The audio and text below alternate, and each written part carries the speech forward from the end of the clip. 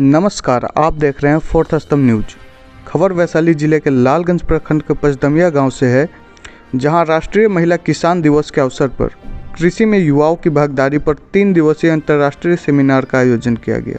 इस सेमिनार का उद्घाटन बिहार सरकार के कृषि, स्वास्थ्य एवं परिवार कल्याण मंत्री श्री मंगल पांडे ने किया।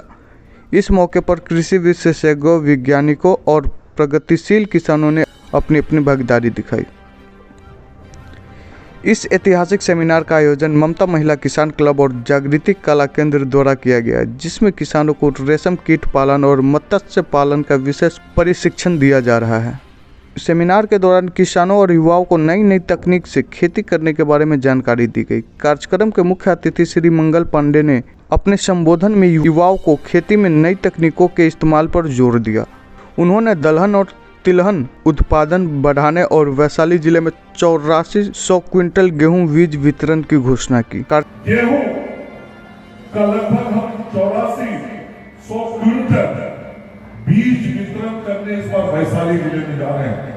विधायक की 8400 क्विंटल बीज का वितरण 50% के अनुदानित दर पे इस वैशाली जिले के अंदर होने वाला है। और जो 500 क्विंटल बोले मुफ्त में होगा, पैसा आपका कुछ नहीं लगेगा और जितना पैदा होगा उससे 30% ज्यादा पैसा देके हम उस बीज को खरीदने का काम। ये इस प्रकार की व्यवस्थाओं में हम परिवर्तन कर रहे हैं। आदरणीय प्रधानमंत्री नरेंद्र मोदी जी और माननीय मुख्यमंत्री श्री नीतीश कुमार जी की ये बराबर इच्छा रही है कि किसानों की आमदनी बढ़े। इसीलिए हमारे देश में इस वक्त जब देश के कृषि मंत्री शिवराज सिंह चौहान बने, उन्होंने लक्ष्य तय किया है कि देश में हम दलहन तिलहन के उत्पादन को बढ़ाने का काम करेंगे। और इसीलिए इस बार दलहन की जब खेती हम किसान करते हैं तो हमको बीया का बहुत दिक्कत आता है, बीज का दिक्कत आता है, बीज की उपलब्धता कम रहती है। हमने भारत सरकार से आग्रह किया कि दलहन के लिए हमको चना, मटर, मसूर का बीज चाहिए। और अभी से 20-25 दिन पहले दिल्ली में जाके हमने बैठक की, बहुत हाई लेवल मीटिंग किया और शिवराज सिंह चौहान जी की उपस्थिति में हमको ये इंश्योरेंस मिला कि बिहार को जितना भी चना, मटर और मसूर का जरूरत होगा, आगे आने वाले मौसम में पर्याप्त मात्रा में इस दलहन की बीज बिहार को उपलब्ध कराई जाएगी। मैं आप सब लोगों से आग्रह करता हूँ, आप उस दिशा में आगे बढ़िए। जंगली सुअर एक समस्या है, आलू की भी जो हम खेती करते हैं, जंगली सुअर एक समस्या है, मुझे मालूम है। जंगली सुअर के भी संख्या को कम करने के लिए हमने निर्णय किया है ताकि जंगली सुअरों की संख्या को कम किया जा सके और आलू का भी उत्पादन बढ़े। और आलू के भी अच्छे प्रभेद पहले कम मिलते थे। इस बार ICAR के डायरेक्टर के साथ बातचीत करके हमने तय किया है कि अब अगले सीजन से बिहार को ICAR Indian council of agriculture research से उन्नत क्वालिटी के आलू के बीज मिलेंगे, ताकि हमारा आलू का उत्पादन बढ़ेगा और हम उस दिशा में आगे कार्रवाई करेंगे। मैंने पूर्व में कहा है और यहाँ एक बार फिर से मैं कभी दलहन के उत्पादन को बढ़ाने की बात कर रहा हूँ तो मुझे इस बात का भी जानकारी है कि जो किसान दलहन पैदा करते हैं उनको यदि सबसे बड़ी समस्या आ जाती है तो वो घोरपड़ास की समस्या है, वो भी मुझे मालूम है। और मैंने पंचायती राज विभाग और वन विभाग से बातचीत करके घोरपड़ासों की भी संख्या को कम करने का काम बिहार में शुरू करा दिया है, ताकि किसान जो इस समस्या से जूझते हैं उन घोरपड़ासों के कारण जो उनकी खेती बर्बाद होती है वो खेती बर्बाद ना हो। ये सारे काम सब्सिडी उसका भी नुकसान करते हैं और इन सारे चीजों पे हमारा ध्यान है और इन सारे चीजों पे हम काम कर रहे हैं। इसलिए आप सब लोगों से मेरा आग्रह होगा, आज मधु की बहुत डिमांड है, मध का, और मध का रेट भी बहुत अच्छा मिलता है। और जो लोग मध का उत्पादन करते हैं, आप एक बार उनके पास जाइए, मध के उत्पादकों से मिलिए और उसमें भी अपने कुछ वैज्ञानिकों से सलाह लीजिए, सहयोग लीजिए। और बिहार की सरकार मधुमक्खी पालन के लिए जो छत्ता और बक्सा है उसका वितरण कर रही है।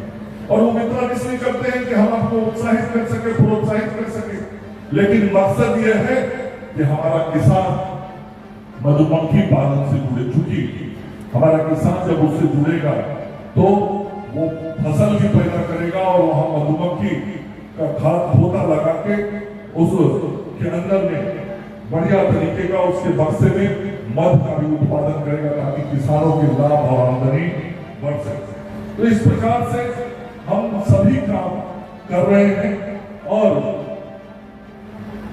हमारा हमेशा ये मकसद है कि कैसे किसानों की आमदनी को हम बढ़ाएं ताकि किसान खेती की ओर आकृष्ट रहे। कार्यक्रम की अध्यक्षता लालगंज विधायक श्री संजय कुमार सिंह ने की, जिन्होंने युवाओं को खेती के प्रति जागरूक करने और उन्हें तकनीकी खेती से जोड़ने की बात कही। उनके अनुसार आधुनिक तकनीक से युवा किसानों का जुड़ाव खेती को एक नई दिशा दे सकता है। इस सेमिनार में देश विदेश के कृषि विशेषज्ञों, वैज्ञानिकों, शिक्षावादी और समाजसेवियों ने भाग लिया। साथ ही प्रगतिशील किसानों वैज्ञानिकों को सम्मानित भी किया गया। आने वाले 2 दिनों में किसान को कृषि क्षेत्र में हो रहे नए अनुसंधानों और प्रयोगों के बारे में जानकारी दी जाएगी, जो उनके उत्पादन और लाभ को और अधिक बढ़ा सकते हैं। आज ममता महिला किसान क्लब की ओर से आयोजित इस कृषि में युवाओं की भागीदारी विषय पर आयोजित अंतर्राष्ट्रीय सम्मेलन का उद्घाटन करता हम सब लोगों के कद्दावर नेता, बिहार के वरिष्ठ मंत्री आदरणीय मंगल पांडे जी मंच पर विराजमान। हमारा सौभाग्य है कि इस क्षेत्र के वो निवासी हैं बड़े भाई जितेंद्र सिंह जी, जो अनेकों राष्ट्रीय पुरस्कारों से कृषि के क्षेत्र में सम्मानित किए गए। आज के इस कार्यक्रम के आयोजक श्री डॉक्टर अभयनाथ सिंह जी मंच पर विराजमान।